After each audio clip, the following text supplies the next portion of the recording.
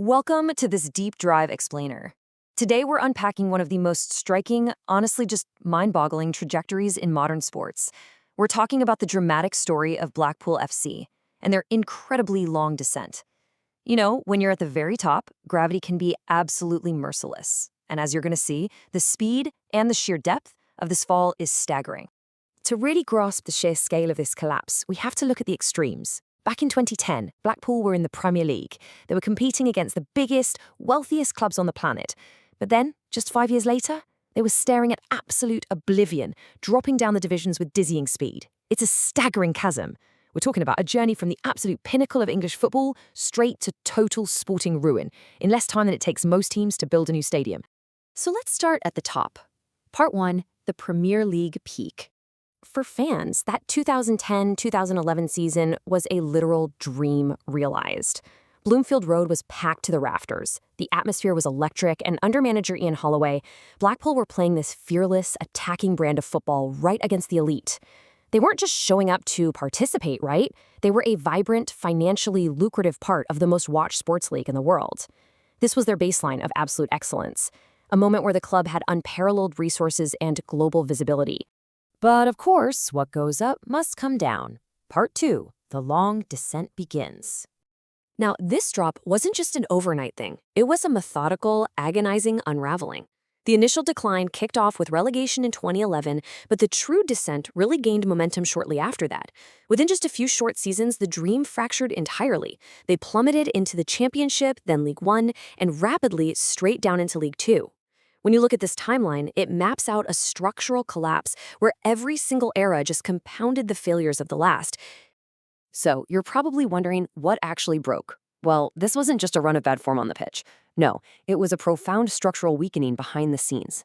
Millions in Premier League parachute payments seemed to just vanish into thin air, rather than being reinvested into the squad or their literally crumbling training ground facilities. As the ownership drastically pulled back funding, the club cycled through this revolving door of managers. The very foundation that got them to the top in the first place was completely dismantled. Which brings us to rock bottom. Part 3, defining football oblivion. In the sporting world, oblivion is a terminal condition of total ruin, a state of being forgotten or destroyed. And for Blackpool, this wasn't just some theoretical concept. Oblivion looked like thousands of furious fans boycotting matches, leaving Bloomfield Road echoing and completely empty.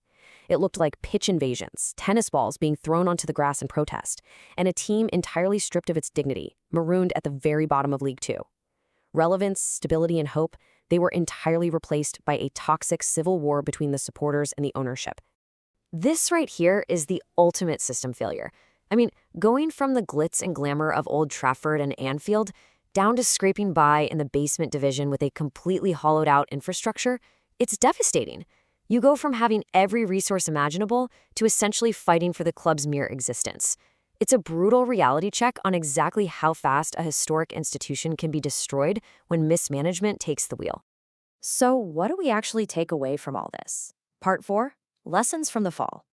The mechanics of this cautionary tale are actually pretty clear. Success masks underlying rot.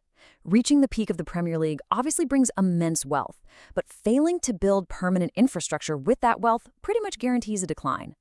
The long descent happens when leadership responds to a crisis with austerity rather than actual strategy. And oblivion? That's just the final mathematical result of years of negligent ownership. It absolutely proves that financial and structural mismanagement can completely neutralize any sporting achievement. Which leaves us with a pretty massive question.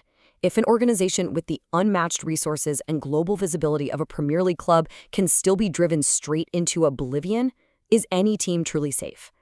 Blackpool's story proves that survival isn't about how high you peak, it's about how strong your foundation is. It's a massive reality check on how we view stability in sports, and it really leaves you wondering, which club might be walking this exact same path right now?